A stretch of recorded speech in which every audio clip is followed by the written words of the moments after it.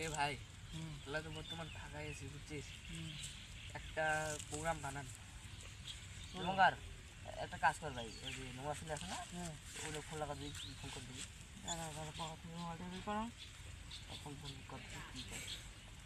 Hello, নোংরা দা নাকি? হ্যাঁ মুই নোনা দা কবা লাগছং ক আমার একটা অনুষ্ঠান আছে, আসি। কোন জায়গা কত তারিখে?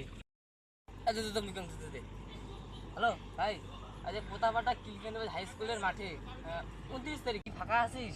হ্যাঁ মুই ওই তারিখে থাকা আছো। হ্যাঁ কয়টার দিকে ঢুকি? 29 তারিখ সন্ধ্যেবেলা 7টার সময় চলে আসিস। ঠিক আছে। দর্শকগণ, আপনারা এত উত্তেজিত হবেন না, আমাদের নোংরাদা আর কিছুক্ষণের মধ্যে স্টেজে উঠবেন। আপনারা নিজেদের জায়গা মতো আপনারা নিজেরা বসে যাবেন। নোংরাদা আসুন, আপনি স্টেজে আসুন দয়া করে।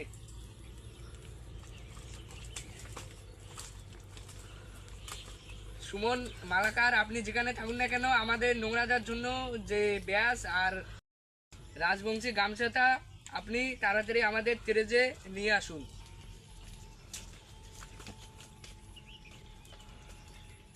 এখন ব্যাস পরিয়ে নোংরাদাকে সম্বোধন জানাচ্ছেন। আমাদের ব্যাস পড়া এখনই শেষ হয়ে গেল। এখন সুমন মালাকার নোংরাদাকে গামছা পরিয়ে সম্বোধন জানালেন। এখন আমরা নোংরাদার কাছে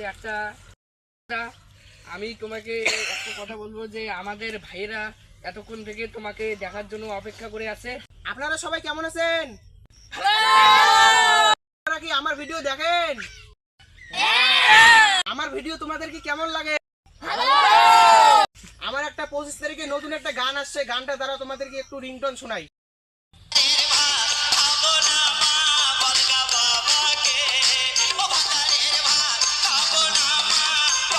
গানটা আপনাদেরকে কিরকম লাগলো? আমার মতো কি তোমরা ভাইরাল হতে চাও?